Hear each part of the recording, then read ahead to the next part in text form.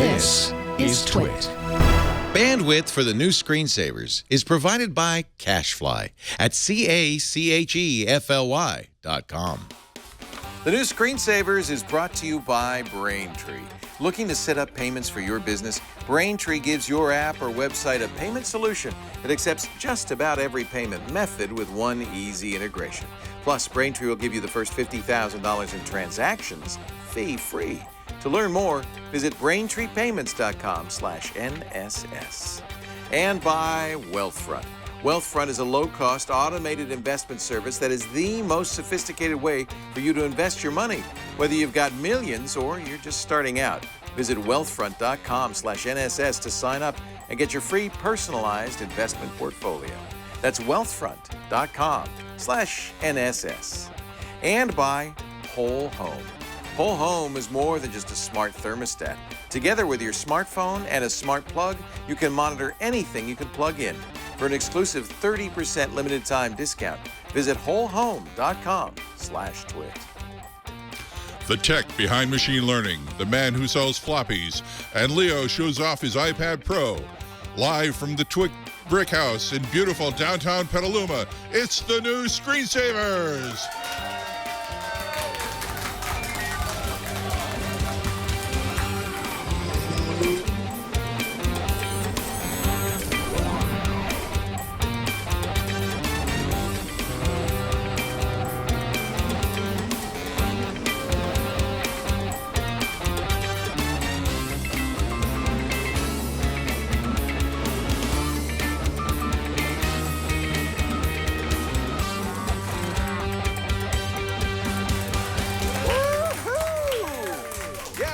Screensavers, everybody. This is episode 28 for Saturday, November 14th. Leo Laporte, and I'm so pleased to have Ian Thomson from the Register. Always good to be back, Leo. I'm a huge fan. I love your writing, and the Register, of course, brings snark back to the internet where it belongs. Well, you know, you can't always be sort of respectful. You've got to get out there and have some fun. I love your writing. So I'm so glad you could be here with us. Thank you. No, it's great to be here. We have everything represented on this table today. You're using a Chromebook. Mm-hmm. I've got a Macintosh.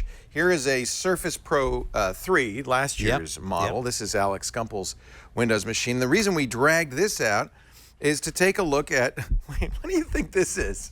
Wait a minute, I should just show you this, because it's so, I've kind of telegraphed this. What do you think, now, if you've never seen that before, what do you think this giant thing is? A slightly dodgy vinyl-covered book. Yeah, Christmassy feeling to it, but it is vinyl, and it's heavy, feel that. The thing is, it's heavy, it's kind of thick. This is really unusual, because this feels cheap, which is not something you get from Apple at all. Well, this isn't Apple's, to be fair. This is the creative, Logitech Creative keyboard, which frankly is, I think, a little better than Apple's. Ooh, it's and gold. Inside there is, yes, in fact, the gold. In fact, we should probably release it. Well, I'll release it from its prison in a moment. I just want to show you, this is the new iPad Pro. It is gigantic. 12.9 inches. Very fast, very snappy. The sound is excellent on it. I have to say, I really am impressed by the sound. Let me see if I've fingerprint coded this to get us into it. Maybe not. There, try again. Share your password with the rest of the world. This you know, it doesn't, you know why? I right-handed it, and I'll tell you why I right-handed it. You're never going to reach your left hand all the way over to the right-hand side of the thing. It's so big. Apple's pitching this as a laptop replacement. So I felt I had to get a keyboard, and $170 for Apple's kind of cheesy fabric keyboard, somewhat like the Surface yes. keyboard. The really thin keyboard on this was worse than useless. You've got a type cover on this. But Apple's doesn't even have a trackpad. Of course, you don't need to because you've got a touch screen here.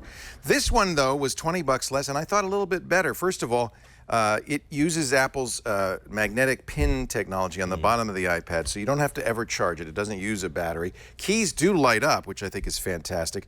And unlike the Apple keyboard, the Logitech Creative actually has iPad keys. It's got a home button. It's got a search button, which is great, which brings up the iPad search. I can go back home. It has volume and lighting controls, playback controls, sound level. It has extra keys that you really would want to use if you're Yeah. going to have an iPad with a keyboard. But let's that aside, I think this is nice. It's still 140 bucks. It's a lot of money to it's pay for a not cheap, keyboard. 150. I mean, it's considering the price of the original unit as well. But yeah, well, and that's the other thing. The original unit starts at 750. That's for 32 gigabytes of memory.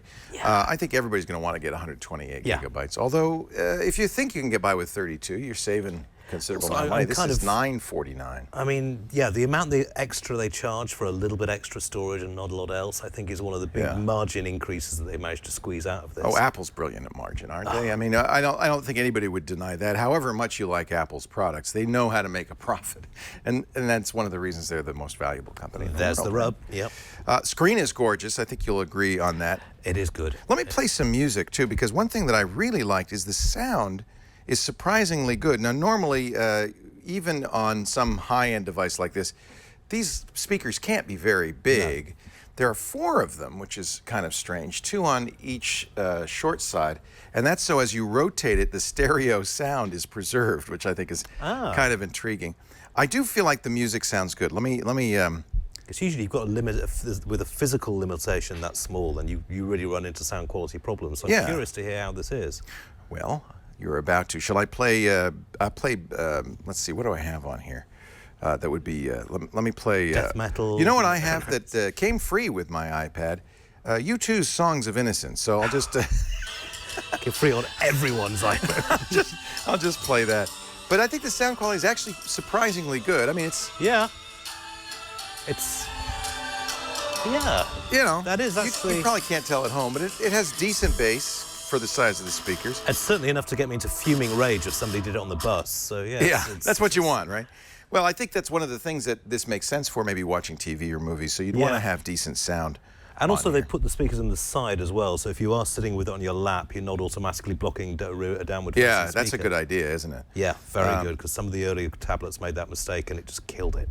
They of course have focused on the idea that you can do more with this, because they want this to be the post-PC era, your next laptop, in effect. So they have this split-screen mode, which allows me to have other things going on in here. And, of course, I can launch different applications. Let's launch Safari from here.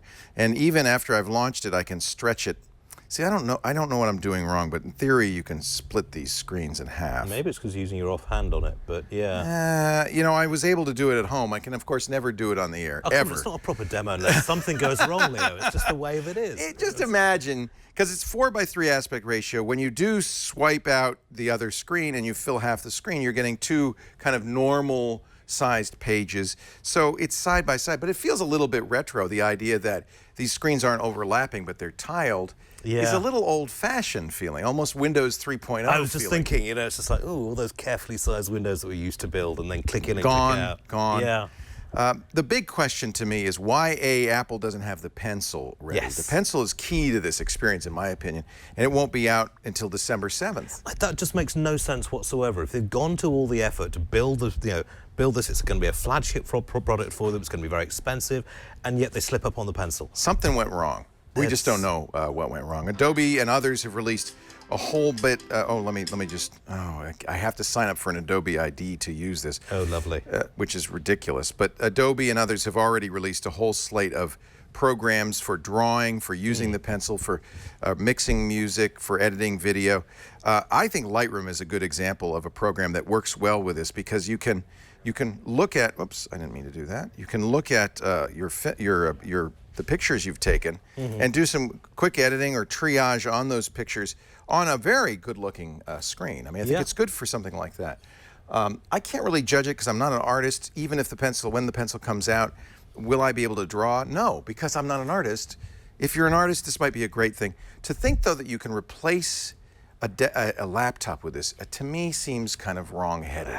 It's pushing it. That really is. I mean, laptops have a certain function in that you can use them on your lap, and I would not trust myself on a rocking train using that on my lap. And I wouldn't want to carry this anywhere. I mean, even if you've bought this case, this expensive case, it's clunky and big. A MacBook is better in almost every respect. In fact, so is a Surface Pro. Well, I mean, Surface has got it. I think of that as sort of Surface Pro version 1, whereas we're now onto version 4. I mean, Maybe. it's amazing that Microsoft has actually managed to lead in a market like this for a while. But yeah, I mean, it's just not a laptop. You know, I don't think it is. I think it's what I really think is people are going to love this for a purpose-built device. If you're somebody who draws, Yes. If their app is there that uses a touch screen in a way that makes sense for that app, maybe GarageBand, that's going to be great. But just to say, I'm going to start using this as a word processor or as a browser, it's just so big. You don't even want to hold it in your hand. It's so heavy. I mean, when you consider that, take that against the Air, for example, and you get so much more bang for your buck with the Air with just a tiny increase in weight and size. So you may as well go that route. A MacBook Air, yeah. Or a MacBook itself, which is lighter than this combination. Yeah, you see, I like more than one USB socket. So, you know, the MacBook's kind of out of order for that. Well, I guess what you could say is Apple has decided a bunch of devices for a variety of tastes. And you know, this isn't for me. I'm not I like the iPad, but I don't use it all the time. I tend more to use the iPhone 6s Plus because it's big enough, and my MacBook versus trying to use an in-between device like this. But there are some people who go crazy. I would wait until the Pencil comes out before you actually run to the store and buy one. I'm curious as to how much that's going to cannibalize sort of laptop sales. I get a feeling not very much. People who really want one will buy one immediately, and then sales, kind of like the smartwatch, sales will fall off, and you know, no one's really that into it. You know what's really great for?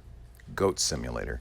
Really, it's kind of the perfect goat simulator game. Oh my goodness! Somebody actually plays this. I'm just saying, if you're willing to spend $1,000+ to play Goat Simulator, you're gonna roar. You're gonna love it. It's the best thing you ever had. Other than that, I'm less than excited about Apple's strategy. By the way, didn't the sound good when you played? No, it? the sound sounded did, good, but right? I'm It's less odd than impressed. that a game like Goat Simulator would concentrate so much on the sound. But then again, we had software in the office yesterday which is professional lawnmower simulation, where you pilot a lawnmower up and down. Don't knock it. That's fun. I don't know. I just Does remember anybody in the UK at all have a riding lawnmower, or is that just? my dad had one when I was growing up, but see? we did have a massive garden. Generally, no. Most people don't even have lawnmowers. You know, you just go down to the library and borrow one. So it's just like, if you have a lawn even. To me, I really like, believe it or not, the Mini, the iPad Mini. Not too small. That's fine for me, or a big iPhone or phone of any kind. This is just so big. I don't see you carrying it with you. But anyway, there it is in all its glory, the iPad Pro, and I'm $1,000 Did you order it with the green later. tinge, or sorry, with the golden tinge, or does it come with that? You have your choice. You could have titanium, aluminum, or gold. No pink though. That's for next year. You're just going to have to wait. I'm sure Hello Kitty will bring out a branded version. You know, and if you're going to get it, I suppose you might want to get a keyboard. If that's your goal, is to replace the laptop, and the keyboard I'd recommend is the Logitech Creative. But just be aware, that's a honking big package you're carrying along with you. This is almost. I feel like it's almost. And I'm too sorry I heavy. insulted your case, but it does feel slightly. Anyway. Moving swiftly onwards. Hey, one other news story we should mention, of course, as we record Saturday, last night, just the horrors in Paris, and our hearts and prayers and love go out to what many consider the world's capital. Just so tragic and sad. It was actually one of those instances, though, where email and sort of online communication really comes into its fore, because I remember on September 11th, all the phones were out. Right. And email was the only way you could do it, and a lot of friends over there didn't have email, and it was a very frustrating few days before they could get in contact. Well, and praise to Facebook, and as you know, I'm not likely to often praise Facebook, but they have really done a great job with, what do they call it, the Facebook alerts, because if you were in Paris and Facebook knew it, and if you used Facebook in Paris at all, they would ask you, are you okay, let your friends know. They'll even text you if you have a phone of record on your Facebook account saying, let your friends know you're okay. You could say, yes, I'm okay, and you'll be added to a list that your friends will see saying, well, yeah, Cedric Ingron was one of our good friends who is in Paris, was one of the people who used this. Yes, Cedric is fine.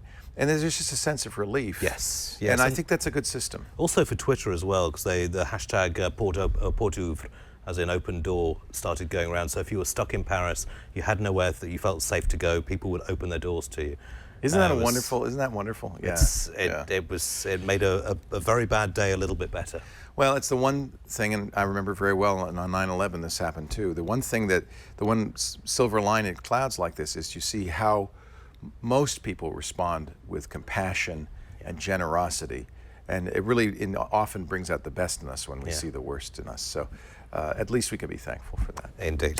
Let's move on. Greg had some drawings. Did you have some drawings, Greg? My little brother Greg, yeah, he had some drawings. That he did with the iPad Pro? He did. He's got a talented finger. Did he sneak into the Apple store to do these? Don't mind me, just doing it. And he did it with his finger, huh? Yeah. That's pretty good. Greg's quite an accomplished artist. See, for somebody like Greg, I think the iPad Pro would be great. Yeah. Because he could take advantage of it. This is Megan Maroney right here. Yeah, that's good. I love that. When did he do these? Oh, that's nice. Ah, nice. Little Greg Brunette. He's all grown up. Thank you. That's his brother Brian on the and all done with a finger as opposed to a pen. So I think the pencil will be an interesting addition. Yeah. I have to say I love my Surface Book. I love touch. I think all operating systems should have touch, and a pen makes a big difference. And I think the pen on the Surface Book is excellent. So I wonder if Steve Jobs is moaning in his grave or something. I told you to leave it alone. Always said no styli. Let's get ready. Are you ready for a call for help? I am indeed. We go to Appleton, Wisconsin. Timothy is on the line. Hi, Timothy. Hi, Leo and everyone. It's great to talk to you. Yeah, nice to talk to you. What can we do for you?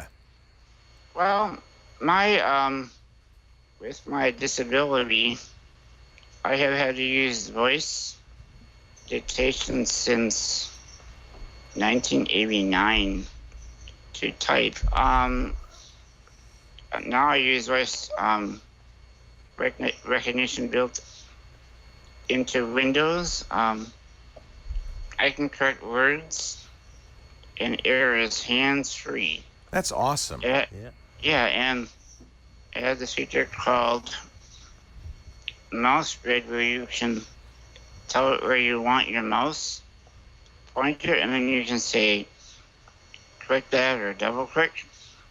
The program Dragon also has these features. I have an Android phone, and if I say a word and it's wrong, I have to hit delete. Well, I have to have someone do that for me. Yeah, that's not quite the way to do it, is it? You should be able to do it. You should be backspace everything with voice command. Yeah, right? and there's no voice navigation either. Even Dragon on the computer has those features, but not on an Android phone. I was wondering if there was you knew of some reason for that, or you knew of some solution, or like an app. You know, Apple has always done such a good job with accessibility on iOS. And I feel like they lead the way with that. But every company, Google, Microsoft, and Apple, they really all have a responsibility to add accessibility features. Definitely. I'm disappointed that Android doesn't have a kind of a better way for you to work. But one thing I would point out is that every person with disability is unique, and so needs vary widely, and it's probably impossible to make sure that there's something out there for everybody's needs. I mean, you'd think that they'd have, if you're going to have voice control, that you'd be able to do everything with your voice. That seems pretty obvious. I know Dragon Dictate, I love it because if I make a mistake, I can say backspace or fix that. And Learn Out and Hasby used to be the same. Yeah. But yeah, I mean, you're right. It's a small and highly segmented market, which is why I don't think the big companies touch it as much as they should. It also does mean that for certain programmers who are disabled have been coming up with, occasionally you'll see something come up which works really well for about 6 months, and then because it isn't properly supported, then it falls down. Well, we found something exactly like this. This is a Google app called Utter, UTTER ! Voice commands beta, and while it looks pretty complete, it is still in beta and is no longer in development, which is kind of sad. The developer, exactly as you said, Ian, probably just didn't get enough response and decided to. I mean, the reviews that are in are good. Yeah, it's pretty very impressive. few people don't like it, and so presumably it's still working. So that might be something that you could check out. UTTER exclamation mark. We also played a little bit with Tasker. I've used Tasker before. Have you used Tasker on Android? Not until we actually sort of going through it. On the whole, I've got to say, pretty impressed. It's kind of the ultimate geek product because it does take some effort. If you put the time in, though, I think you can make it you can really make it work. But again, as I say, very positively reviewed. But there are so many different needs and use cases. It's in hard. This sort of thing. It'd be hard for us to know if this would be perfect Yeah. for you, Timothy. That's part of the problem. They're working on something they call auto voice at Tasker that will intercept the OK Google commands. You know, that's one of the things that's exciting about all of these devices now is you can talk to them. Yes. And it'll intercept the commands, send them to Tasker, and then you can set up Tasker to do what you want in response to those commands. Now, obviously, somebody's going to have to work with you to help get that working. And you do have to root your phone, which is kind of a disadvantage. Yeah. And I can hear your disappointment, Timothy. Sorry. Lifehacker has an article on the setup of Tasker and Auto Voice that you can read about. Generally, what I recommend, and I'm sure you're in touch with somebody in your area. In every area, there are groups, Lighthouse for the Blind, the Independent Living Center. There are places who really help get this assistive technology working because it is so individualized, right? You really need somebody to come in, assess what you need, and help you set it up. This is the local one in San Francisco, and I've done a number of shows with them, and they're just so impressive. They've got a fantastic reputation nationally as well as locally. Yeah, we found one for you in Green Bay. I don't know if you know about Options for Independent Living. Have you heard of them? Yep. Are you in touch Yep, with them? I've heard of them. Yep. Yeah. They have people there. We were hoping to get them on the air. We weren't able to, but they have people there who can help you. There it is. With that, there's a phone number on that page for Calvin R. Calvin R. at optionsil.org. These people, I always send people to places like this because we can't spend the time, and we need to be in person with you to help you set up a solution like this. But it's been my experience. These people are so good. They also can get grant money. They can help defray the costs because, unfortunately, assistive technologies, I know you know this, Timothy, are really expensive. Yeah. And, I don't know how anybody could afford this on their own. So you really need to get some help from these organizations that can, and I'm sure that you're in touch with them. Well, I was very surprised, when I got my smartphone that it didn't have these features. Yeah. Back in '89. Yeah, that was really early. Those features were there, and I had a 66 megahertz computer. Yeah. So, yeah. Yeah, I remember talking to the evangelist Microsoft had hired for assistive technologies, and it was really her goal. She was hired to go cross department, to go to every department. I don't even know if she's still there. I met her at a food camp a couple of years ago. And I think every company should have somebody like that who's an advocate, an ombudsman, who can go just across departments and say, you need to do this. Yeah. I mean, they're doing what they're legally required to do by the ADA and so forth. Right. But I think they need to go a step beyond, and they need to talk to people who have these needs and find out ways to make it happen. Because, as you know, I mean, these technologies are amazing, right? Well, like, for instance, all Adobe programs do not work with Windows speech recognition. So. And it Yeah, would surely that's be a shameful. trivial thing to set that up. I don't understand why on earth they wouldn't do that. Who's been the best in your experience, Timothy? Is there a company or a operating system that's the easiest for you to work with? Well, I think that I have good luck with, Windows speech recognition on PC. It works very good.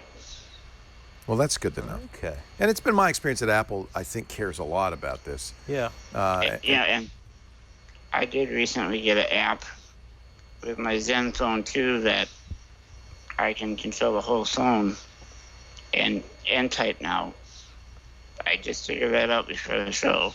Yeah. That's nice. okay. That's nice. Good timing. Well, I'm so glad that you. Through the computer. I'm so glad you watched the show. Do you ever spend any time in the chat room? Are you able to do that?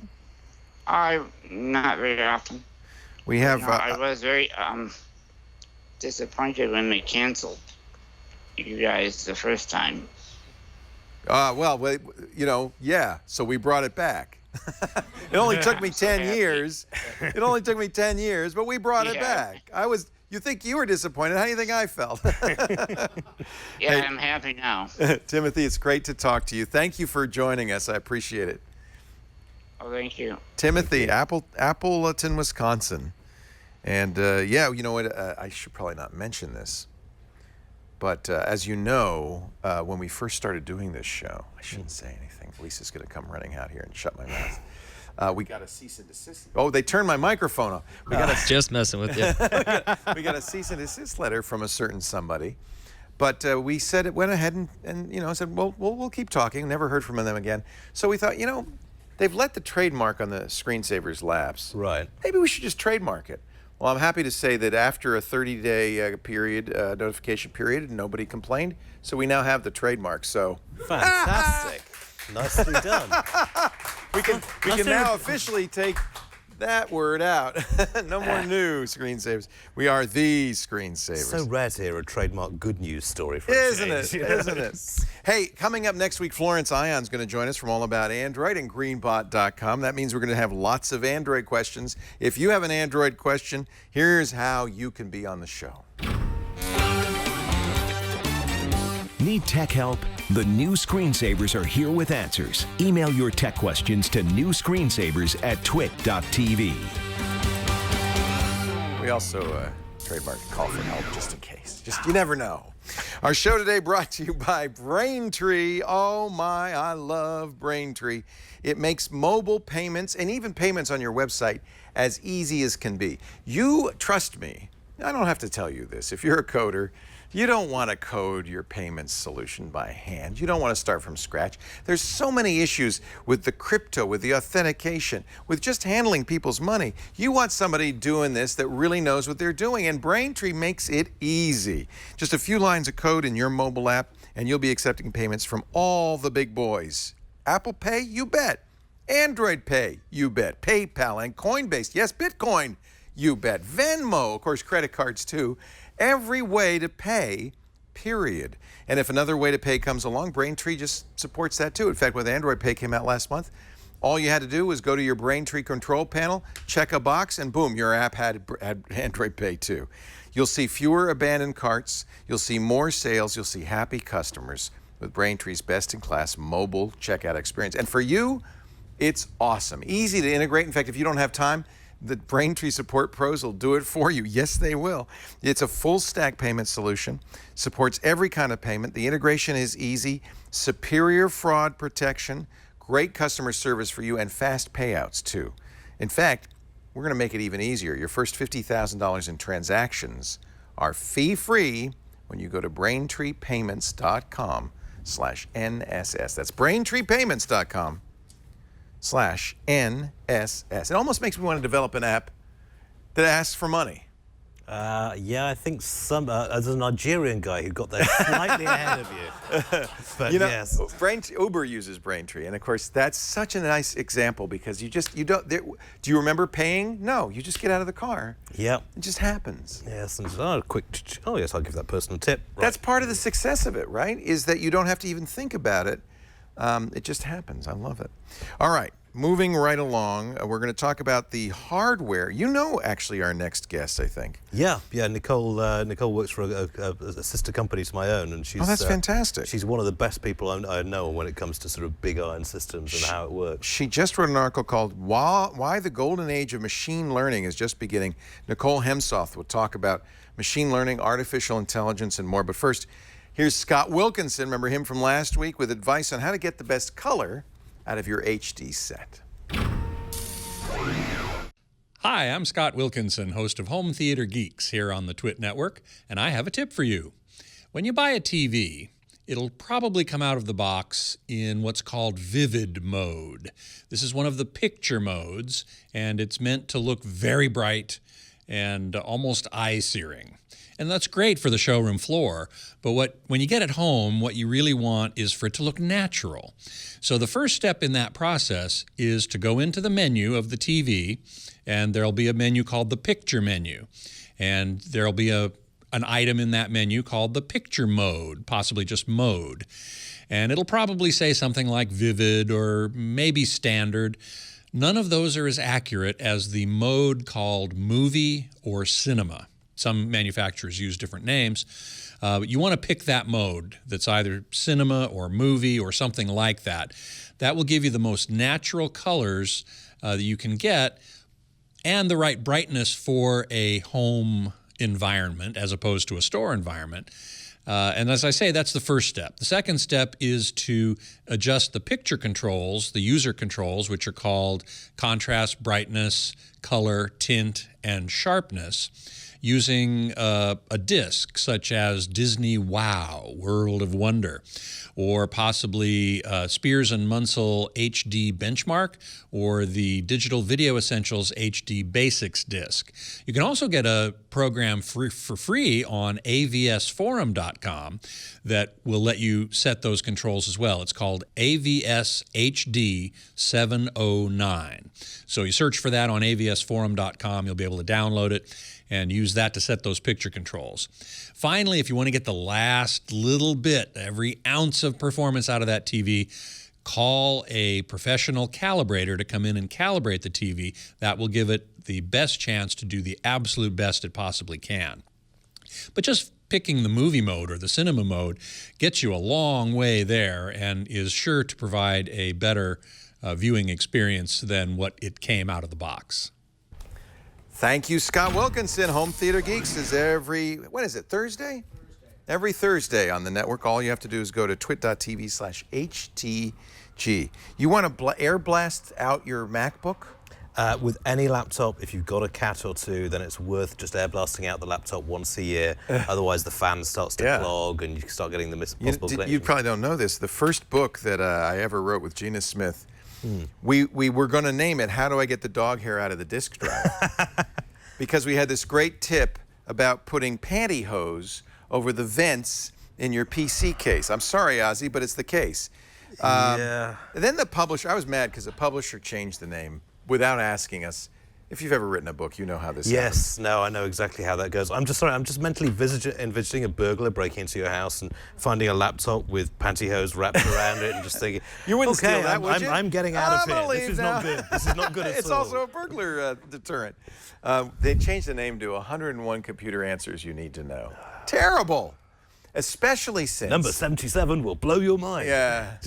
That was before listicles. This was in 1999 or something. Oh, wow. But no, it was earlier than that, 94. But the real kind of coup de grace was that our arch rival, a woman named Kim Commando, does another radio talk show. At the same time as we released 101 Computer Answers You Need to Know, she released a book called 1001 Computer Questions Answered.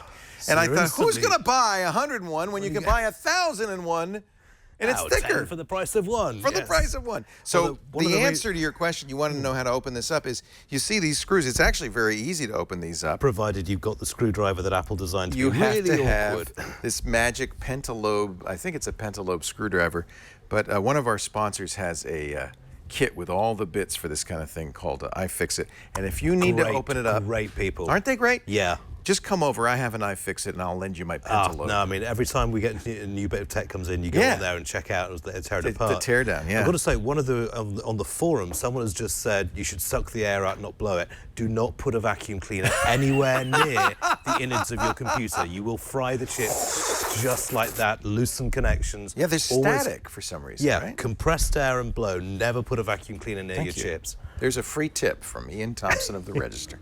Your colleague is on the line, Nicole Hemsoth. She is the co-founder and co-editor of nextplatform.com. Yep. Hello, Nicole. Wow, Hi. You look like you're calling us from the future. I am. That's magical. It is. Wow. She wrote the article, Why the Golden Age of Machine Learning is Just Beginning. What is machine learning versus artificial intelligence, first of all? All right. So here's my disclaimer. I am not a machine learning or AI expert. I just play one on TV. Perfect. I research these things for a living. Perfect. So machine learning is really nothing new. Artificial intelligence is really nothing new.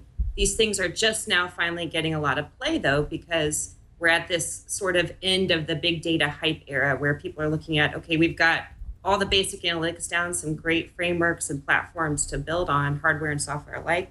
So what's next? So again, not new stuff. They're algorithms. I don't know how to put this in a nutshell and say here's the difference between AI and deep learning and deep neural networks. But I'm more of a hardware person. They all achieve the same basic goal, which is to get the computer to act a little more like a human being in distinguishing, say, pictures of cats from pictures of dogs. Yeah, it's a question of pushing large amounts of data, letting connections and interconnects build, shaping that and adding some human intervention in there. And I think the hardware and software, and above all, as you pointed out, Nicole, the data is getting to that point where you've now got all the bits that are starting to come together. That's exciting because we do have all the data. We just don't know what to do with it. So maybe we can get some help from the machine. Is Google, this is kind of timely, Nicole, because Google just open sourced a technology they've been using called TensorFlow. Is that the kind of thing we're talking about here? That's the kind of thing we're talking about. And actually, we can even take Timothy, who just called in a little bit ago. Natural language processing is part of machine learning, deep neural networks. Look, what Google's doing, what Amazon's doing, what a lot of ad companies are doing, what a lot of genomics researchers are doing is all kind of the same sets of algorithms. It's about taking data and compiling it in new ways to where you can understand data and let the machines understand data. Sometimes what's interesting and sort of scary in some ways about AI and deep learning is that some researchers don't even know how the AI is developing. It sort of develops a life of its own, not in a creepy, scary Skynet sort of way, but in a practically useful, interesting, computationally complex sort of way. When you say distinguish a cat versus a dog, these are things 2-year-olds, human babies can do. A human baby can recognize a human face, can recognize its mother's face in seconds.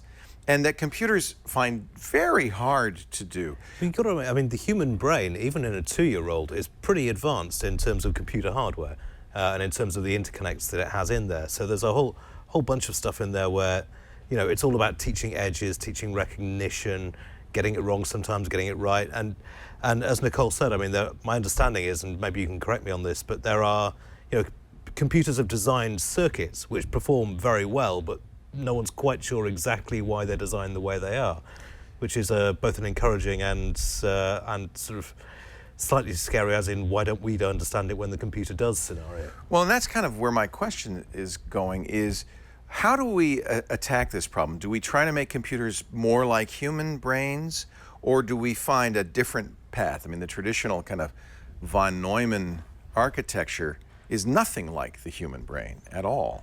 What seems to be the most profitable path right now for these researchers? The most profitable path? That's an interesting question, actually. So do you mean it at the processor level? So well, yeah. Are they?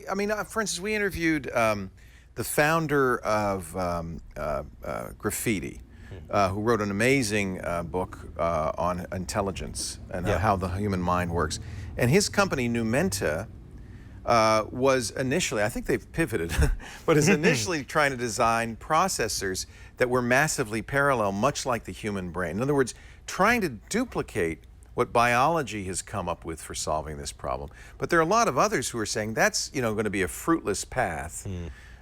You need to figure out a way to take a traditional von Neumann machine and maybe in some other way make it work. Throwing large amounts of compute at it. Exactly, more power. This week, NVIDIA announced the M40, M4, and the Jetson TX1, I think it is, the credit card size supercomputer. Designed for drones and robots. Yeah, exactly. And in terms of sheer grunt, they do provide a lot. But is this something which, Nicole, do you think will be applied by the industry relatively quickly? Because NVIDIA are just like, we're all in on AI now, we're all in on machine learning. This is why I wrote in that article that the big data era is sort of opening up this new wave of machine learning, and so all the companies are getting on board. So Intel is already sort of starting to go down the path of we have machine learning optimized libraries, we have all these different things. NVIDIA, which has a role to play, and has for a while in deep learning. So there are two parts computationally of getting these neural networks, for instance, to run. You've got the training of the models and the actual execution of the models. GPUs have been really great, and NVIDIA definitely recognized this at the model training. When it comes to executing, so where the money is, frankly, and where the big systems are, that's the big open question. And it looks like it won't be just basic x86 boxes. There are other here we are again, old technologies getting a new life, like FPGAs that look extraordinarily promising. This is so that's yeah. High performance computing. Is that what this is? HPC. Yes, I mean, it's basically having enough grunt. Though, I mean, the old thing with the idea of the singularity was that if you got enough transistors into a system that equaled the human brain, then suddenly we would magically have self-organizing computers and self-organizing systems. It just doesn't work. It's proven much harder than we thought. Yeah, exactly. So it's going to be a question of adaptive software, of having the hardware grunt in there, and then the interconnects on all of these to make sure they work. I mean, there's going to be some interesting stuff coming up in the forthcoming supercomputing conference on this sort of thing, and it's really weird how this has attracted people from the technology industry, from biology, from the pure sort of cost analytics side of things. It does seem to be, we're getting to an awful lot of companies getting very interesting.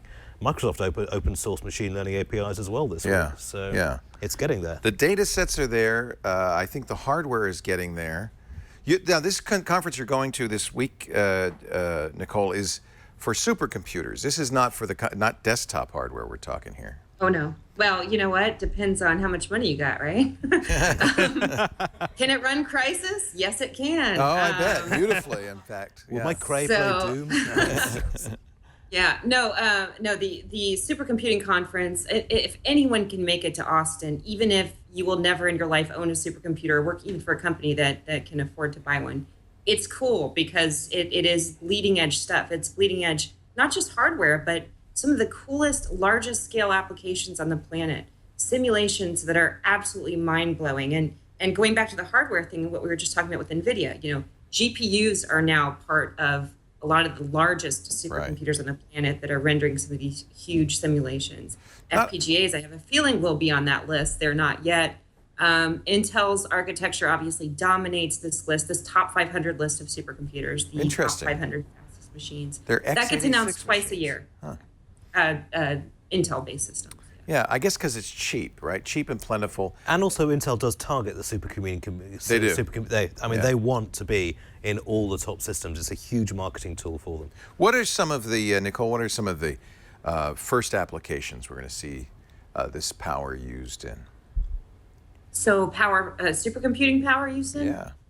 And machine learning and AI, and I'm just conflating everything we've been talking about. When you say we're at peak hype right now. Yeah. So is this overhyped? Oh God, it's all overhyped. It's tough. Okay. So maybe it's premature to ask where we're going to use this stuff.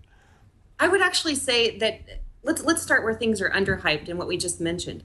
I would say that what is happening now in HPC or high performance computing, supercomputing, whatever you want to call it, is the thing that is underhyped right now. Interesting. Those machines are not things that are going to find their way into the data centers of Google and everywhere else because they're too power consuming and they've got a lot of stuff those folks don't need. But there's a lot of great innovation happening there at the software stack level, of course, on the hardware side. There are, on the other end of things, really cool things happening at web scale or hyperscale data centers. So Google.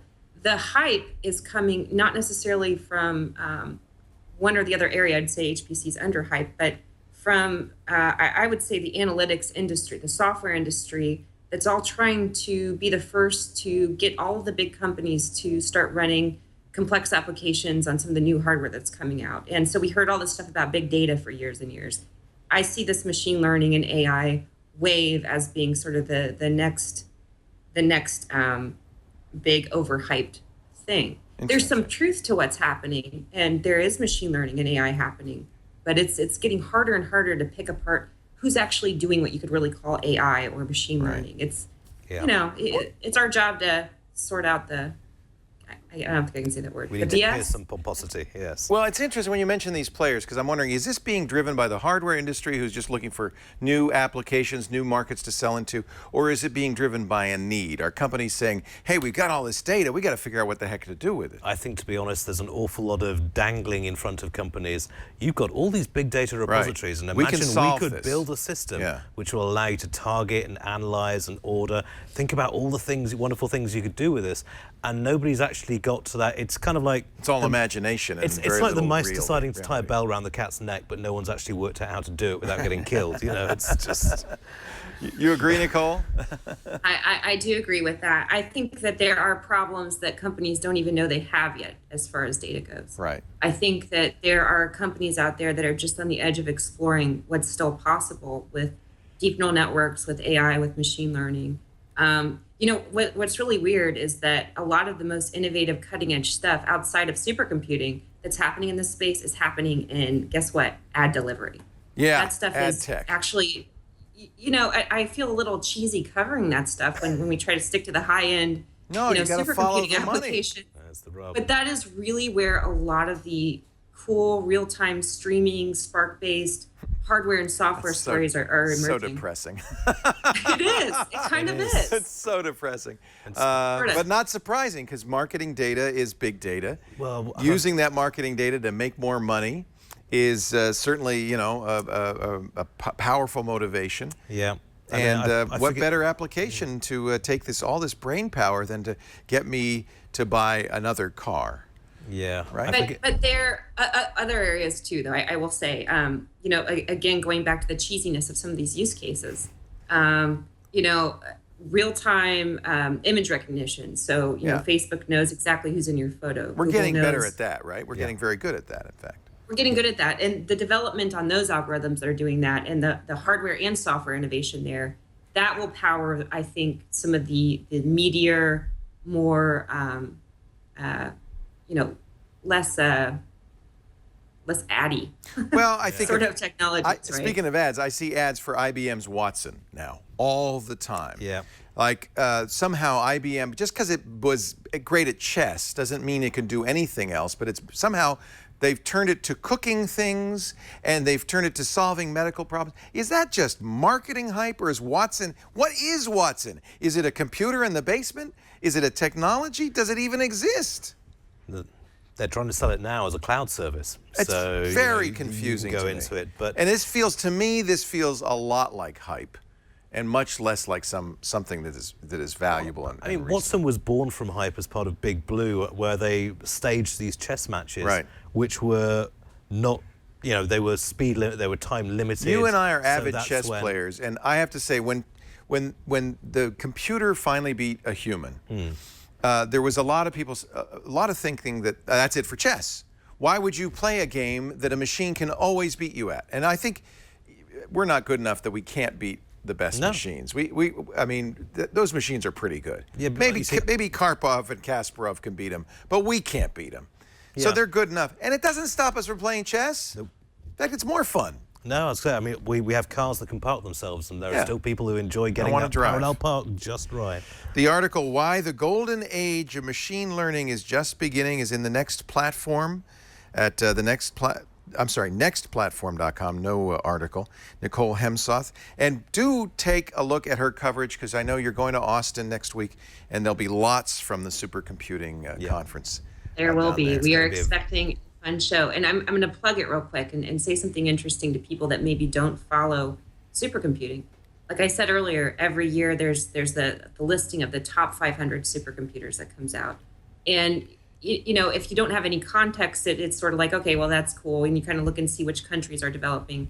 It is now time to start paying attention to which countries are developing what and at what pace, and doing it with what technologies, and where do those technologies come from? Where are they manufactured and developed? That's something that we'll be covering this week. And Nicole, as one of the founders of the Next Platform, I think you've chosen a very good beat. That Yeah. sounds Interesting times fascinating. ahead. Yeah. Thank you. Nicole Hemsoth, the Next Platform at nextplatform.com. And full disclaimer, the Register is Yep. one of the supporters of this. Yes, indeed. It's great. It's a co-company, and she and TPM are very, very hot on this. I'm looking forward to that coverage. It's kind of fascinating. And also slightly worrying. Because the one thing no one's ever answered with these AI things is, what happens to all the people who've been put out of a job? Oh, screw that. We're all losing our jobs any day now. It's just the way it is. We'll always need someone to dig ditches until they build the automatic dig ditching. If we worried about that, we wouldn't have computers at all, right? That's, in fact, Nicole asked us specifically, do not ask about the Terminator, the age of the machines. That's a whole nother worry. You can kind of sympathize, though. Yeah, that's all she probably gets asked, right? Yeah. It's one of those But things. when are machines going to take over the Earth? If I knew that, I'd be down the bookies making an absolute fortune. Although collecting might be a problem. Coming up in just a little bit, we're going to talk about something that you probably had, you may even still have. Still haven't. But you were very happy to get rid of the floppy disk. But first, let's talk a little bit about Wealthfront. If you've got money, I hope you're putting it away for your retirement, for your nest egg, for your rainy day fund. But what do you do with that money? You don't put it in a savings account. You're going to lose money. You put it in a savings account, the crazy low interest rates they pay. Do you go out and hire an investment advisor to make your nest egg grow? Well, you know that traditional advisors charge between 1% and 3% of what you have under management each and every year. That means your returns would have to be kind of massive just to get over the hump there, not to mention the hidden fees for transactions and charges. And if you think, as I did, you're going to do it yourself, 6 years later, I thought, I better check my investments, see if I'm... Ha is right. Wealthfront is a better way. Wealthfront makes it easy for anyone to access world-class, long-term investment management. You can get started investing today with a minimum of $500. And get this, you only pay 0.25% a year, and there are never any commissions or hidden fees. Wealthfront is computer trading for long-term investments. And the guys who run it, Burton Malkiel, Charles Ellis, and their team, have more than 200 years of investment experience. In fact, I read Burton's book, A Random Walk Down Wall Street, and was blown away by it. That's when I thought, I can do this myself. Okay. I'm going to let Burton do it from now on. Their software does stuff that's way more sophisticated than anything I could do, like tax loss harvesting, direct indexing. They're doing some very clever stuff. Now, this isn't day trading. This is not, fast trading. This is for long-term holds. You can have a personal or a joint or a retirement account there, or have all three. You can see on their software and on their website exactly what trades they're making on your behalf, exactly how they're growing your nest egg. They do manage now more than $2.6 billion. They've grown 20 times in the last 2 years because people have seen what they can do. It's amazing. Best way to do this is go to wealthfront.com/NSS. They'll show you, you'll answer a few questions about your time frame and your risk aversion, and they'll show you what they would invest. They'll give you a portfolio for free. Then, if you decide, again, $500 is the minimum, and they will manage your first $15,000 completely free of charge. The commission fee is normally 0.25%. This, for the first $15,000, free. So there's really no reason not to try this. Wealthfront.com/NSS. For compliance purposes, I have to tell you, Wealthfront Incorporated is an SEC-registered investment advisor. Brokerage services are offered through Wealthfront Brokerage Corporation, member FINRA and SIPC. This is not a solicitation to buy or sell securities. Investing in securities involves risks, and there is the possibility of losing money. Past performance is no guarantee of future results. Please visit wealthfront.com to read their full disclosure. Don't be kicking yourself 2 years from now saying, oh man, I wish I'd done that. And certainly don't invest it in bitcoins. It's going up, isn't it? It's going up from a very low Then base. it goes down and goes up. And, I have 7 bitcoins. Really? Just in my pocket right here.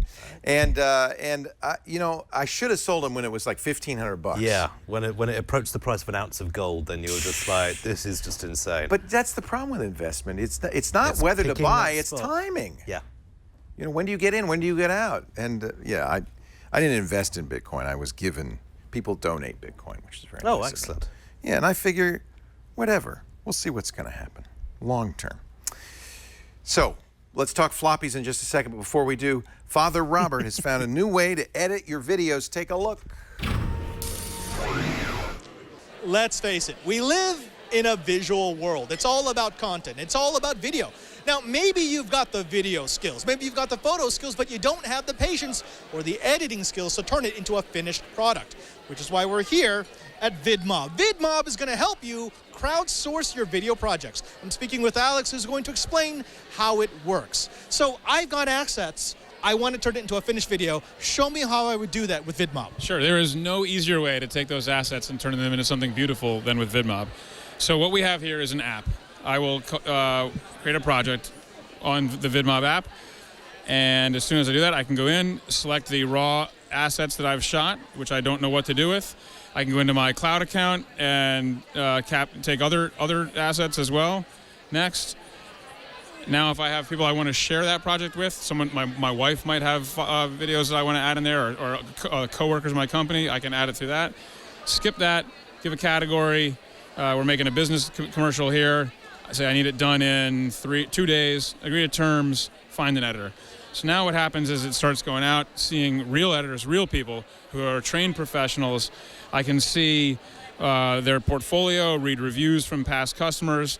I find someone I like, hit accept the bid, and Apple Pay right here. That guy just got a $60 job, and I'm about to get a beautiful video. Alex, this is actually incredibly cool. I love the idea of bringing crowdsourcing to video projects. Now, if they want to find out more about VidMob, where do they go?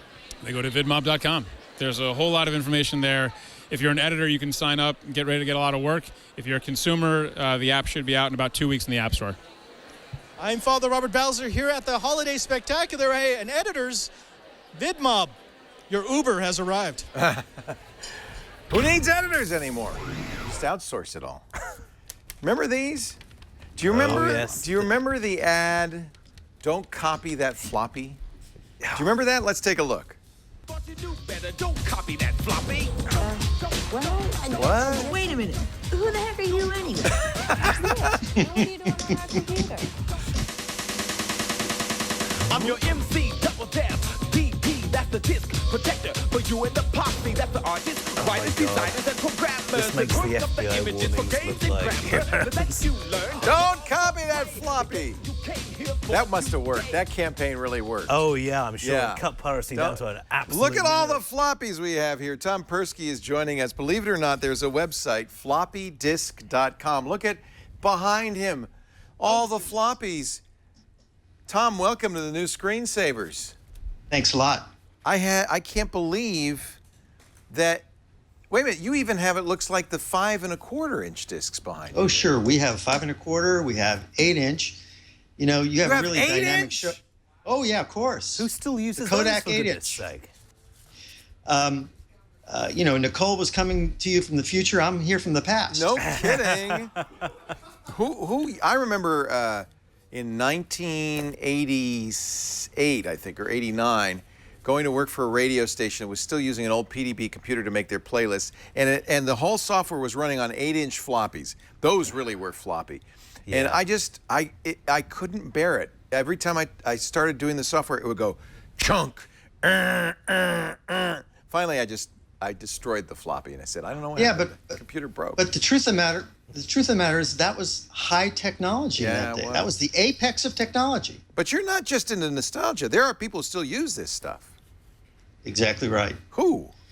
There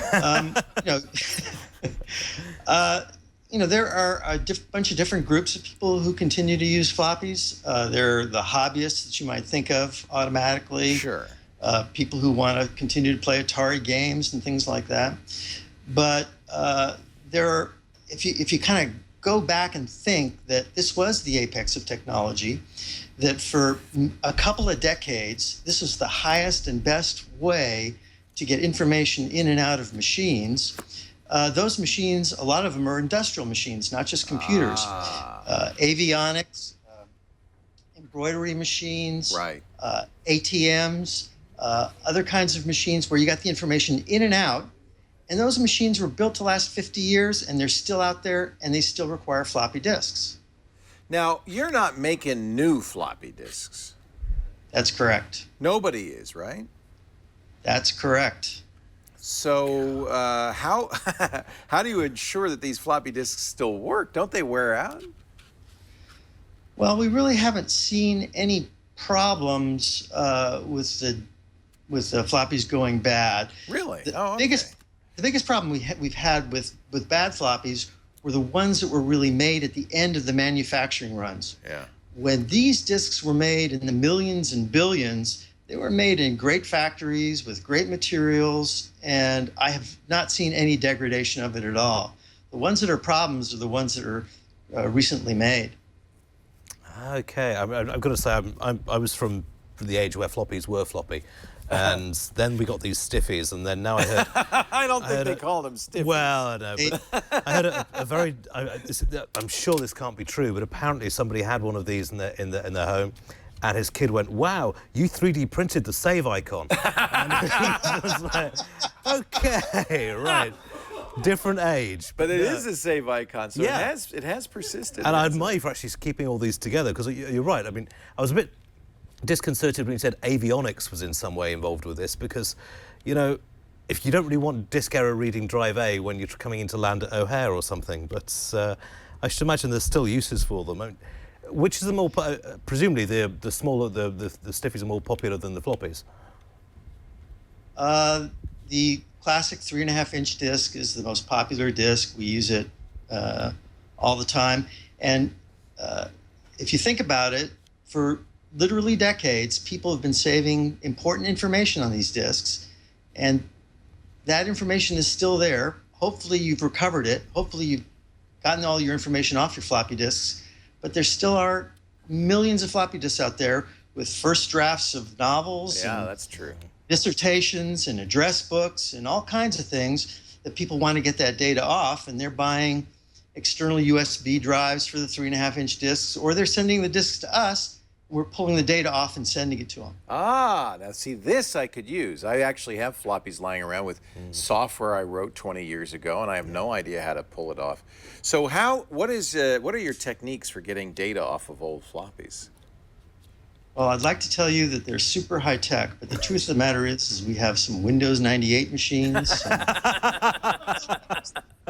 old 5.25-inch drives, and we basically put the disks in the drives, do our best to try to do it.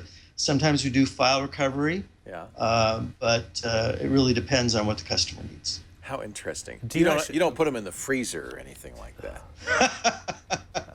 I mean, is there do you have a side of the business for more custom size? I mean, I've got some 3-inch floppies from a... Where did you get 3-inch floppies? The Amstrad's 8010 8250 word processor running Loco script. And the very first story I ever wrote is on one of these 3-inch drives, and there is no chance of ever reading it. So I'm curious as to if there's like a sort of a boutique style, we have the most outdated computers on the planet, maybe we can get data off that. I thought we were pretty boutique, but not boutique enough, apparently. You don't have an Amstrad. You got to get with the program, right? Wow, 3-inch floppy. Yeah, basically they cobbled the machine together. Were they diskettes? Yeah. He cobbled the machine together from whatever was selling cheap in Taiwan at the time. Yeah. And he got a load of 3-inch drives, and now we've all got these disks, and nobody can do anything with them. The item that's quite popular are zip disks, because if you think about how many designers put, hundreds of millions of designs and Photoshop files and Illustrator files on those zip disks for all those decades, and they want them back. You still sell zip disks? We don't sell as many zip disks as we do recovery from zip disks. Yeah. Oh, I have tons of zip disks. I wonder what's on them. There's no way to read them. Do you do the orb? I'm sorry. The zip disk was 100 megabytes, but the orb was like it was a lot more than that. It was a ton. Well, the zip disk was 100, 250, and 750. That's right. Oh, remember that? There were optical diskettes. Yeah. The flopticals. Is there any market for flopticals? Well, we do recovery from flopticals, and every once in a while we get a request, and we still sell some of them. Wow. Very interesting. Good Lord. So apparently we saved the Twit logo on a floppy disk, so that's still there.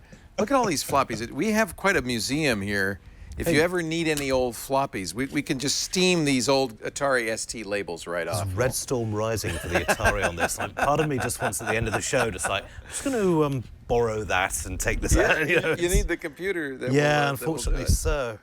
Wow. Well, believe it or not, we actually run a floppy disk recycle service. Oh, you do? And we get people to send us floppy disks. We don't pay for the diskettes, but we will pay for shipping. And they send the diskettes to us. We degauss them, we reformat them, we relabel them, and then we resell them. Oh. Okay. So I always thought these would wear out, or maybe the mylar backing would separate from the ferrite, or too much dust. It start to too many flake and stuff. rewrites. But you're saying these actually last pretty well. Well, my experience is that when somebody sends us in floppy disks for recovery, you get the package, and first you look to see if on a 5 1/4-inch disc, if it's in a paper sleeve, maybe there's a coffee ring stain on it. Oh yeah, not a good sign, right? Oh yeah. But I would say that our recovery is about 80-90%. The cleaner the discs look, the more they were kept in a reasonably temperature-controlled environment. If you're over 120 degrees or down below 40 degrees, it's not great. So keep them dry, keep them out of the sunlight, and keep them at a reasonable temperature. You might even be able to still use that floppy. Do you remember this, Ian, where you ever have a hole puncher that you chop a notch in the floppy to make it double-sided so you can flip it over? It's and plus also covering over, because I can remember lending a friend a copy of the game LAN on a floppy, and he accidentally overwrote it. Oh. It's just like, never again. Okay. Oh, don't copy that floppy, my friend. Shocking. He's got some good moves there. Hey, it's great to talk to you, Tom. Where should people go if they want to buy or, more importantly, recover floppy disks? Floppydisk.com. Well, that's a good name. Was that hard to come by? Well, the little story is that when it became available, somebody called me and asked me to buy it. And that was back in the day when I said, hey, look, the internet is supposed to be free. This is cyber squatting. I refuse to have anything to do with this. I'm not going to buy a name. Yeah. My wife bought the name. Thank God for wives. That's all I can say. It's great to talk to you, Tom. Thanks for joining us on the new Screensavers. Anybody want a floppy? Look at this. What are you sitting in front of? That looks like an Osborne computer. The Osborne. This was portable computing back in the day, and I can just about lift it up without doing my hernia. Look at that screen. It's amazing. It was a historic piece of kit. The Osborne effect still haunts us. Yeah. Look at that. Here's an Amiga. This used a 3 1/2. You see, that was a inch. top-class machine of its age. Yeah. I think it still works. Oh, and somebody's left the dongle in that unlocks video toaster. So that's good news. We can just. And then I forget how many of these 3 1/2-inch drivers I've installed, taken out, and reinstalled over the years. Ah, look at all this. This Always looks one familiar, screw doesn't missing. It? Yeah, and it goes right on the rails there, right? Remember those rails? Yeah. You'd have to put those on. But there was always one screw missing somewhere, which then rattled around the bottom of the PC case for the next. Doesn't matter though, because these things are built to last. All those sounds our kids are never going to hear. It's just. Well, it's the save icon, Daddy. That's the save icon. You remember that? All right, coming up in just a little bit, we're going to get a call from help from the Dutch Caribbean. But first, I want to tell you about our new thermostat, the Whole Home. This is such a great idea. The Whole Home thermostat will work at about 95% of all heat pumps and conventional heating and cooling systems. It puts you in control. It's like an energy speedometer for your house. You see this bar right here? It'll show you as the cost of energy goes up. You can go online and see your current consumption. And it uses a proprietary algorithm to constantly optimize your heating and cooling for savings and comfort. An Oklahoma customer using Whole Home's price-responsive technology saves an average of $150 a year. It's energy management for your home. And I just got the new Home Load smart plug. You plug this in. This is such a good idea. You plug this into the wall, and then you plug your appliance into it. Or you could plug a whole power strip into it and see, for instance, how much your media center is using. The Whole Home mobile app for Android and iOS lets you control your system from any room or while you're away from home. You can easily install this. You actually go online and answer simple questions like what time do you get up on a typical day, and then it will automatically work. What's really cool about this, if you have a Zigbee-enabled smart meter, many of you do, this will actually tie in with your smart meter, so you'll know about your electricity use. You'll know more probably than your utility company knows. If you live in an area without a Zigbee-enabled smart meter, Whole Home Plus includes a meter data collector that attaches to the electricity meter and gathers energy consumption information for you. Whole Home, powered by Energate, a leading supplier of utility-grade interactive energy management solutions that are secure and reliable.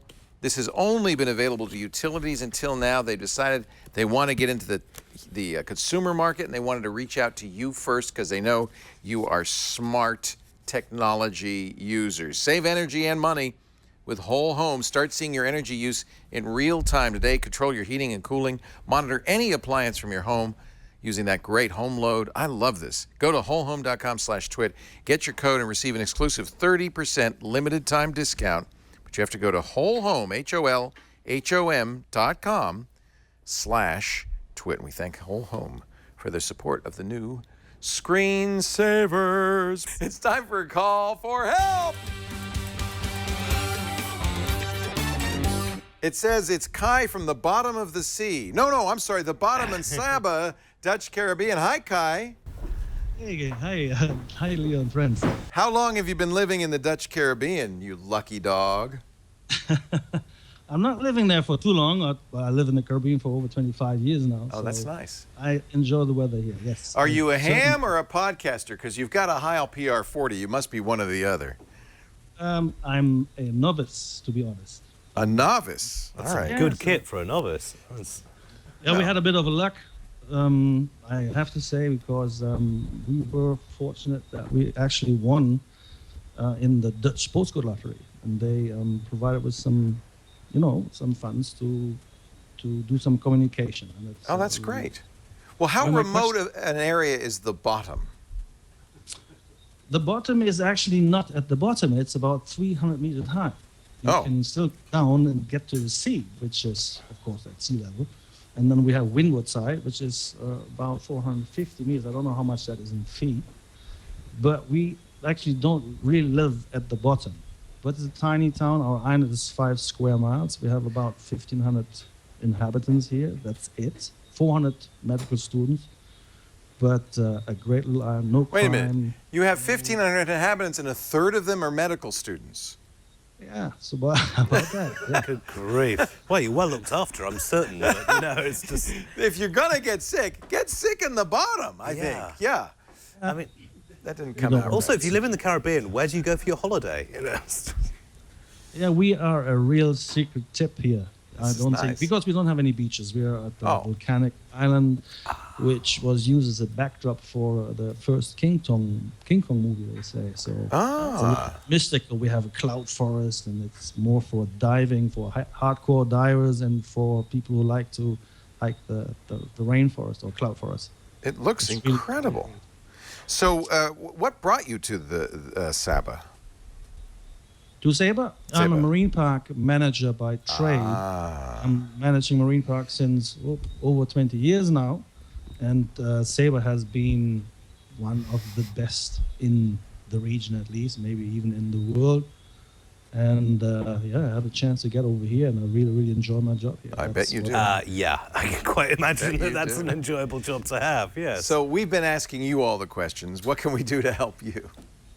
Yeah, it's a kind of, ties into our recent fortune with the Dutch postcode lottery. We have a big shark project ongoing, and the main part of the project is communication. So we have a lot of adventures out there. We, have scientists over here, and we would like to bring that over to the people who sponsor us. And so we really would like to set up like a semi-professional podcast studio. And then periodically, send out little episodes via iTunes or so to the internet, so people can really follow what we're doing here, our little adventures we have here out on the sea. It's really a lot of fun going and diving with sharks and seeing our people interact with those creatures out there in the sea. I think, a lot of people or more people should see it, so we can use it as a tool, for example, to help people understand that sharks are not the vicious creatures as they're made up to. They're actually by far not as vicious as people think. So that's the idea. So we would like to use podcasts to reach out, not just here on Sabre, but the region, use our experts and scientists and colleagues to spread out to the world and tell them about sharks, for example, but not just sharks. But we have very little resources and expertise at this point. So we would really like your help in helping us and to, give us some recommendations. Ian and I will be right there. Yeah, I mean, we're from on our way. Consultancy basis, we're there. No problem. I've got a beach towel and a screwdriver, and it's just. I'm going to ask, what's your internet access like down there? Because you're coming through quite clearly, but if you plan to stream, is it going to cost you an arm and a leg in charges? I would guess so. So we probably would like to just record and then upload it. I think that's a good idea. Yeah. To something like iTunes. I don't know. I have no real idea how we could do that. For people to download. But live streaming to us, I think it's going to be a bit difficult. Although we do have fiber optic cables reaching the interesting. Yeah, because this is a great image. I mean, I was going to say. You could answer questions via Skype and things like that anyway, right? Yeah, why not? That's the idea. Skype, the cameras we use are consumer grade. Tara, come on over here because I can show you what we're using. Will the wire reach? Just come on over all the way over here. Tara's one of our newest employees. We put her on the handheld. So this camera is actually a little fancier than you need. This is our Cinealta Sony camera, an EX1, and a little bit pricier too, maybe several $1,000s. But for we're using that for our handheld. Go ahead. You better hold on to that. Yeah. We use that for our handheld. But for the other shots, what we're using for the most part are these Canon consumer grade, really, camcorders. This is a Vixia. They're about $800. Camcorders, nobody buys them anymore because you've got a video camera in your phone. You probably don't even need a camcorder at this point. I've even done interviews with local television stations. The reporter arrives. I said, "Where's your camera crew?" She says, "Oh, it's just me." I said, "Oh, well, where's your camera?" She said, "Oh, it's my iPhone." She shoots interviews, and they air them on TV, and they look every bit as good nowadays as with a camcorder like this. So the technology is really advanced remarkably. I mean, the one thing I would say in this case is you're probably going to want waterproof cases if you're doing underwater, and that can almost double the cost of the camera. If you want to get a good professional grade waterproof case, which is going to keep your investment dry. You definitely want that, right? Yeah, there's our cameras. And, we set this studio up 5 years ago, and that's the thing that's amazing. 5 years ago, these were the best you could get at that consumer price range. Now they're not as good as your cell phone is.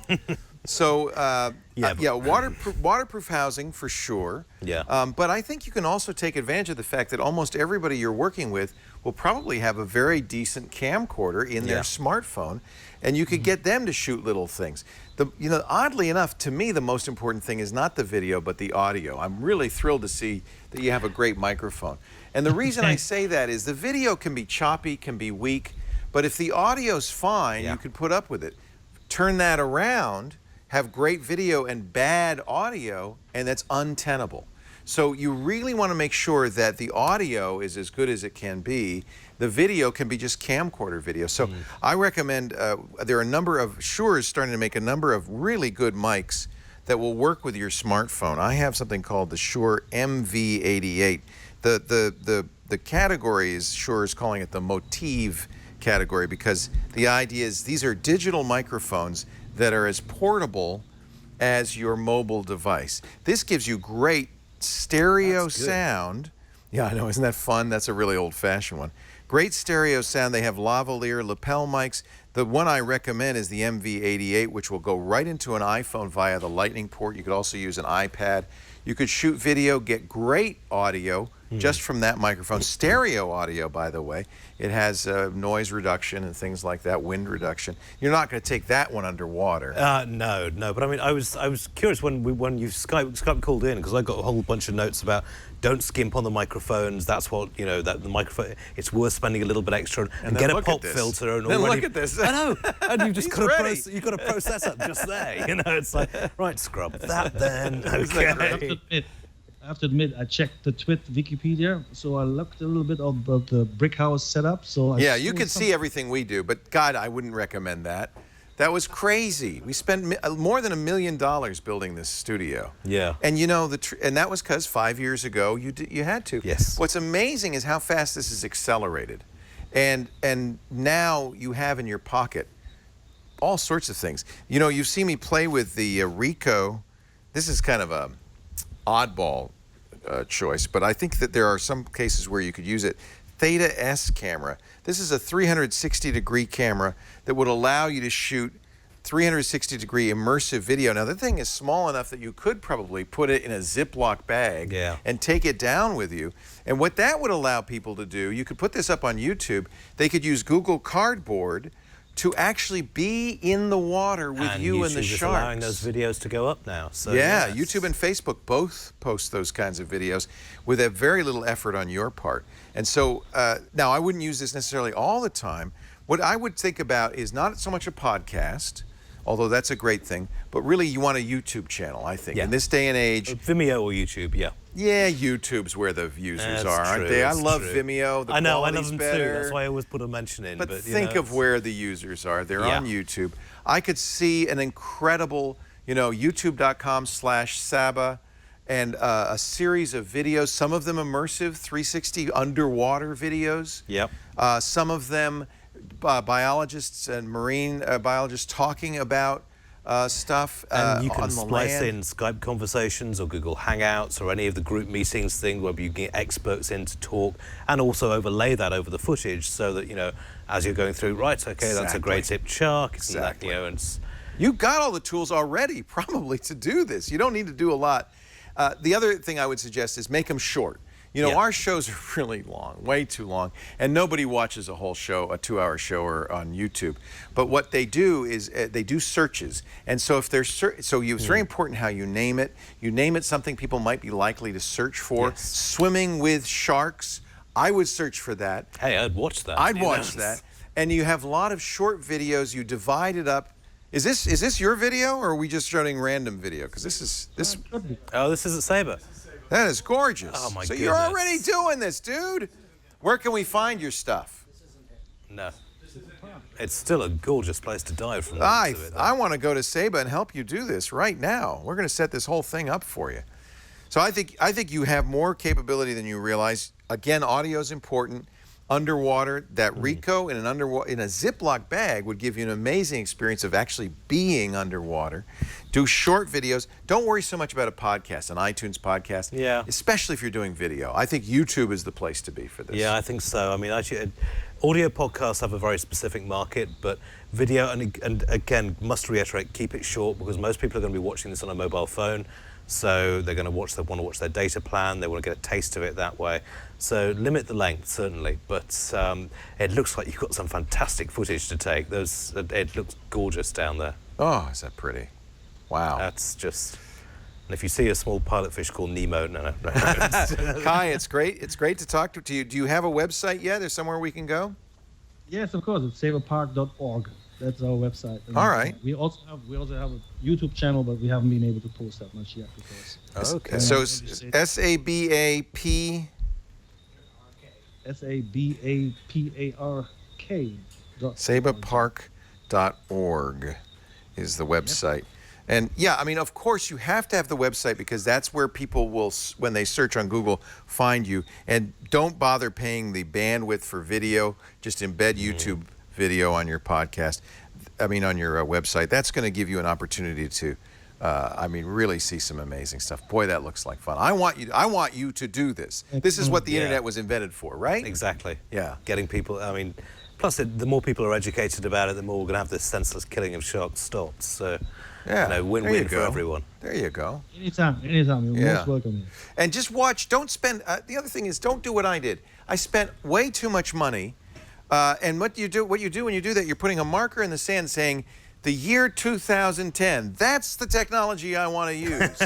And you don't want to do that. You want to invest as little as possible because the technology is advancing so rapidly. For instance, this Ricoh camera, $350, but in 2 years, you'll have amazing 360-degree cameras that might only be twice that amount of money. I mean, the same is also true to an extent with the software, because at the moment, you get video editing software bundled in free with your operating system, which people would have been paying through the nose for 5 years ago.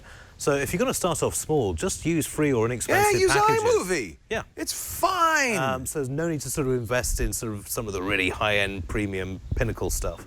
Just, you know, I agree. Take it nice and easy. And then grow as you like. The truth is that, and I bet you're like this too, Kai, we're gear hounds. One of the reasons we do this stuff is so we can buy all this cool gear, right? but it's so clear now that we're in this era of incredible innovation, especially in video production, that I would really hesitate to put too much money into anything right now. Go slow, make stuff. What you really want to invest in is the skill set and the audio, because you know what? Audio's not changing very much, very fast. That's going to stay the same. Hey, great to talk to you, Kai. Good luck. SabaPark.org. We'll be watching for more videos from you. Hey, you send me some T-shirts, Twit T-shirts? Absolutely. Hang on the line. We'll get you some stickers, some T-shirts. I want to see an underwater video of you, a shark, wearing a Twit T-shirt. No problem. Okay. And then if they eat you, can we have the T-shirt back? No, we'll see about that. Just kidding. They don't. You see, I'm spreading the bad news. They don't eat you. They kiss you. Well, with teeth, but it's when you kill something that magnificent. What kind soup, though? What kind of sharks are there in your area? Right now, we have tons of reef sharks and nurse sharks, but we specifically now looking for tiger sharks, which we want to tag. We get some great guys over here to to do the free diving. So we don't even go down there with scuba gear. Cool. We just do that free diving. There's a guy, Winram, who comes over here, who presently holds the world record, I think. And none of those sharks are man-eaters. They're completely harmless sharks. They're beautiful. I think, have gone tiger. Oh, I wouldn't go near that one. Whatever that is, that looks dangerous. Don't worry, the ones you have to be careful about are the bull sharks. Those could be a little difficult to deal with. All right. But other than that, I'll stay away from it. Hey, Kai, thank you so much. Hey, thanks. That was great. We really appreciate it. Would you like to be on the show? Remember, next week, Florence Ion's going to be here. We're going to take some Android questions. Here's how you could ask a question on the show. Need tech help? The new screensavers are here with answers. Email your tech questions to newscreensavers@twit.tv. Coming up, our final segment, the mailbag, and I have some big thanks to give out to one of our fans, a ham. But first, Chris Marquardt tells us why cloudy days aren't so bad. Chris? Hey, it's Chris Marquardt again, bringing you yet another photo tip. Find out more about me at discoverthetopfloor.com. You know, our cameras can only cover a certain range of brightnesses. We call this the dynamic range, and it's smaller than what our eyes can see. So you always have to kind of make a choice if you want the bright thing look well or the dark thing in the frame look well. Go outside next time the sun is behind the clouds, because that will make things so much easier for the camera. As soon as you have a cloud cover or an overcast day, the contrasts in the scene will become much smaller and will be so much easier for your camera to get a good coverage and get details in the shadows as well in the bright areas. In bright sunshine, that is not as easy for the camera. That was it. And that is Chris Marquardt, who joins me every week with the photo tips. And, of course, his great podcast, Tips from the Top Floor, is at tfttf.com. Time for the mailbag, Ian. Let's roll it in. Ow! And actually, on top of it, I want to thank Joseph Knoll, who is a fan we've been in touch with for a long time. He lives in Honolulu, and his hobby is making these incredible plaques. I don't know how he does this, but he made us a plaque to celebrate the brand new screensavers. Oh, fantastic. Isn't this beautiful? I think he carves these and then paints them. Wow. And I have it for a variety of shows. In fact, he says, how can I get one to Paul and Mary Jo for Windows Weekly? And he has another one for another show. And He's so I'm helping him get up to that. But isn't that beautiful? Thank you, Joseph Knoll, Noll, in Honolulu. That is a lovely piece of kit. Isn't that neat? Yeah. I'm gonna hang that on the wall. I have some other ones that I have at my house, but he does really nice stuff. But now that we have the mailbag, let me open it up here and find. Here's some saltines. I don't know what they're doing in there. Sometimes people keep their lunch in the mailbag, I think. Well, it bribes the dog. If he gives the postman a chance, he just sprinkles those behind him. And Here's a question you can read, and I'll read one here. Let me start with mine, because it's from Scott, not Wilkinson. In fact, this would have been great to read last week when Scott was the co-host here with Jason Howell. Is music still being released on audio DVDs or SACD discs? And if not, how many titles exist? Is there any way to get more than 2 channels in an MP3 or other downloadable format, and does it matter anymore? You know, we were talking earlier about HD versus DVD versus Blu-ray, Betamax versus VHS. It's the way of the tech industry. You know, these things come in and they get washed away. Well, and this is a category where both lost. Yeah. So the idea was not quadraphonic, but really surround sound recorded on a DVD format or a SACD format. Blu-ray will play those if you have them. So if you have a Blu-ray player, you should be able to play those formats, but they aren't making discs like that anymore. I remember interviewing Wayne Coyne of a group called the Flaming Lips. Oh, yes, I've heard of them, yeah. Oh, they're great. And he was on the old Call for Help show talking about DVD audio and how excited he was to take their music and instead of mixing it in 2 channels or even 4 channels in 5.1 and having a complete surround sound, now you could have 7.1 or even Atmos, you could have sounds up and above. Yeah. And I think a lot of musicians would like to make music that way. But the problem is these formats have died. Now, digital downloads are the future. Yeah, but at that point, then they're starting to cut into the data side of it, just to reduce the download side. There are, you can pay extra for the higher bit rates. I do that. I buy high res music. Yeah, and some of it is sometimes. I think MP3 AAC do have the capability of embedding spatial data. In fact, we released, believe it or not, a version of Mac Break Weekly in surround sound once on MP3. Yeah. But you had to have a special player to listen to it. You couldn't do it unless you had that special player. I mean, you could hear it in stereo, but you couldn't hear it in surround. What was it you were telling me was still the most popular album that you can get in this format? Well, what would you think? Pink Floyd, Dark Side of the Moon would be the most popular album anyway, right? And of course, surround sound. It's very trippy, man. This is a multi-channel super audio CD. Jerry Goldsmith and the London Symphony. Well, you just had this lying around? It's on my desk. I don't know. Alex Gump is quite Alex Gump. I always call him that. Forrest's brother Alex. Alex Gumpel is quite the audio fan. He's a composer himself, and so I guess he had this discrete multi-channel sound. I don't know how many different discs were made. Brian Eno was playing around with pretty much every format you could get on that. You can still get, on a Blu-ray disc, you can get certainly soundtracks in surround sound. We were talking to Mark Waldrop on Triangulation a little while ago, and I seem to think he's doing 5.1 mixes. There's some people who are very interested in doing this. Yeah. But distributing it is a little bit more of a challenge. Yes, I think it's getting it out there, getting it to people who play it, and above all, getting it to people who care. Because, it's an awful lot of audio. There are a lot of audiophiles out there, but for the mass market, then most people are just like, can I hear and sing along in the bath? That's good enough for me. Yeah. Well, and what's funny is that most cars have multiple speakers. A lot of cars have surround sound, could be doing surround sound if they had the right amplifier. Our car has a subwoofer in it because we're big on our techno. Exactly. So wouldn't that be cool? Yeah. I mean, if you could get a good connected car with all the bells and whistles. The only problem is we had the woofer. I say had because somebody broke in and stole it. So you got to be careful. Was it in your trunk? Yeah. You're not. Wait a minute. I don't see you. You drive down the street with. Do you have the car going like this? Oh, please. This is a Volvo, for goodness sake. It's hardly a hip-hop car, but, Honey, that Volvo's driving down the street again. You Tell him to turn it listen to down. Massive Attack without a subwoofer in there. It's just, it's as simple as that. No, I like a good bass. I do. I like a good bass. I think that there are a variety of competing formats. There's even some new formats coming along, and many of them want to do surround. I mean, many musicians want it, bands want it. I think listeners, there's enough of a group of people who would want this. The problem is, there's this, and this is what happened with SACD and DVD-A. There's multiple standards make it so that no one standard can rule them all. And you needed to have one standard that everybody agrees upon. I think there will be a digital standard, but as of right now, no. I think it's like herding cats, but maybe we'll get there. Yeah, it is very much. You got a question there, right? Yeah, this is an international question as well, which I suspect is why I've been given it, from Stefan. I'm hoping I've got that right, from Austria. That's near England, right?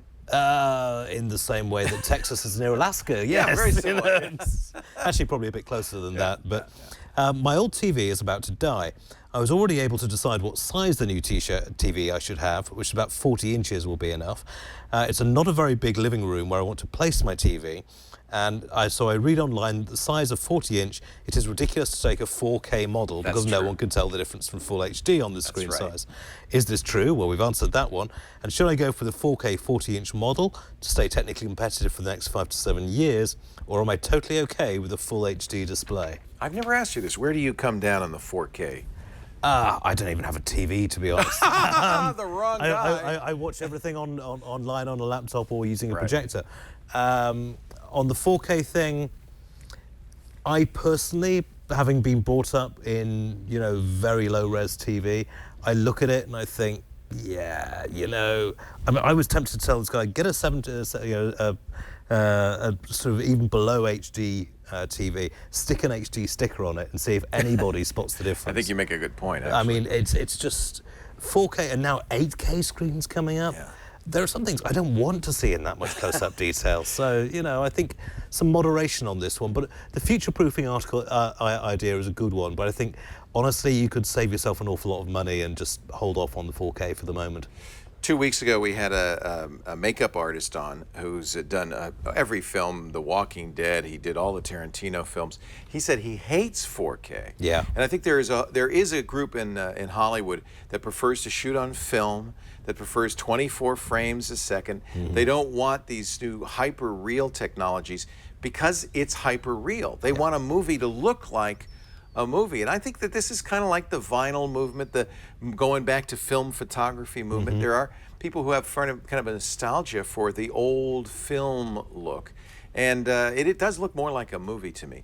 On the other hand, I think 4K, when I've seen it, is pretty exciting because it's vivid. It's very real. The issue is 40 inches. Now, I have to say, I've looked at 4K displays at CES and NAB, and I've even looked at 10-inch 4K displays, and in my mind, I can see a difference. It's very much crisper and more realistic. But the general consensus is on a smaller screen, you're not seeing the dots anyway. So whether you've got twice as many dots doesn't really matter. 1080p should be more than adequate on a 40 inch. Also, if it's a small living room, then there's a limit to how much you can work the technology. Well, and think, this chart's really important, and I'll tell you why. People underestimate how important size is. What is the distance you need to sit to make a 40-inch screen look good? We're talking, you need to be about 6 feet away from your TV. In other words, about as far away from your TV as I am from you, Ian. Yeah. Most people do not sit that close. My mother would have a fit if I sat that close to the TV. Yeah, well, get away, you're going to go blind. Yes, exactly. But now take a look at a 10-foot distance. If you're 10 feet away from your TV, you're going to want a screen that is, believe it or not, about 50 to 55 inches for a 10-foot distance. So I think when I read somebody say, actually, look at this, it's even bigger, 75. That's crazy talk. 7 feet away well, from remember, 75 inch. The people doing this chart are people who are trying to sell you a bigger screen TV. Yeah, right. But when I see somebody, Stephen, asking about a 40-inch TV, I see somebody who's not a videophile. Because the truth is, if you're getting a big screen HD TV, 40 inches is inexpensive and probably fine, but it's not really what you want for a real home theater experience. You want to go to 55 to 70 inches. Frankly, even if you're only 10 feet away. Yeah. If you get that big, you're going to get a 4K model, mostly because you'd be hard-pressed not to. No, exactly, unless you buy second-hand. Yeah. Almost all the new TVs are 4K. Yeah. Just like I got 3D TVs, even though I never planned to ever, in a million years, put those glasses 3D TV, on. the technology that crashed and burned because nobody cared. But the one thing that's good about 3D TV is it stimulated the development of 4K panels because they needed 2 high-def panels in one display. And so 4K TVs first came out as part of the 3D revolution. If you are saying, I want to stay technically competitive the next 5 to 7 years, don't get a 40-inch TV. Are you nuts? Get a 50 to 70-inch TV. I think full HD is fine still because there's not a lot of 4K content. But as I said, it'd be very hard to find a 4K, a non-4K TV. Everybody's making them now. I know. And eventually, I would say in the next year or so, this Christmas, we're expecting to see 4K disc players, Blu-ray players. We're going to start seeing a lot more 4K streaming. Already Netflix, Vudu, and others are doing 4K streaming. I think 4K is well on its way. And YouTube too. Yeah. The streaming stuff doesn't look great, so. No, I think it's also, I mean, I don't know how you feel about this. I'm still iffy on these curved TVs that they're now trying to sell. I bought a curved TV. Yeah, does it make that much of a difference? Ago. No, it's a terrible idea. You know why? Terrible idea. Well, because if you're off center, then. No, because it's not. They're slightly curved. Okay. So you don't really even see the curve. You could sit off center. You don't really see the curve. But there is one way the curve affects you in reflections. If there is a pinpoint of light, coming from a gap in the curtain across the room, it spreads all the way across the TV thanks to the curve. Nice job, Samsung. Nice. Don't get a curved TV if you can avoid it. Again, you may not be able to avoid it. Ian, it's so much fun to have you on. Always great. It really is. Theregister.co.uk. Indeed. And what else? Come on, you got something. When's the movie coming out? Oh, movies now. I have a face for radio, so we. Come on. We're doing some interesting stuff. There's it's particularly. I mean, coming back to the AI thing earlier on, we're now seeing everyone and his dog jumping into this AI thing, and some people are just. You always get the snidey wankers who are trying to take the money to get overhyped stuff. But on the supercomputing side and the HTP, high performance computing side, things are really getting interesting at the moment. We're getting to that inflection point where you've got so much processing power that you don't know what to do with it. Let's try some interesting things. Yeah. So a lot of fun things coming up on the horizon. Theregister.co.uk. Next week, as I mentioned, Florence Ion will be our guest host from greenbot.com, and of course our All About Android show. We could probably do a lot of Android stuff. I'm Leo Laporte. If you want to watch the show live, we do it about 3 p.m. Pacific, 6 p.m. Eastern Time, 2300 UTC on Saturday afternoons or Saturday evening. Please stop by. You can also join us in the studio. Just email tickets at twit.tv. We'll put a chair out for you. And if you can't see us live, join us in the chat room. You can always do it after the fact, on demand, audio and video at twit.tv/TNSS and wherever podcasts are aggregated. Make sure you subscribe so you get every single episode. We were done with the t-shirt, right? Is there anything else I want to plug? Oh, are we going to do a best of? We should do a best of. So many of the shows for the holiday week, Christmas week, we're going to do best ofs.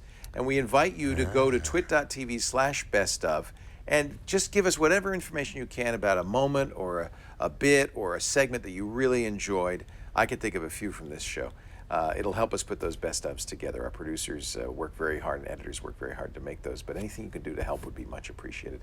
Twit.tv/best of. And it's going to ask for time code. You don't have to give us. If you don't know when it happened, you don't need to tell us that. But whatever you can give us will be much appreciated. Thanks for joining us. We'll see you next time on the new Screensavers. Bye-bye.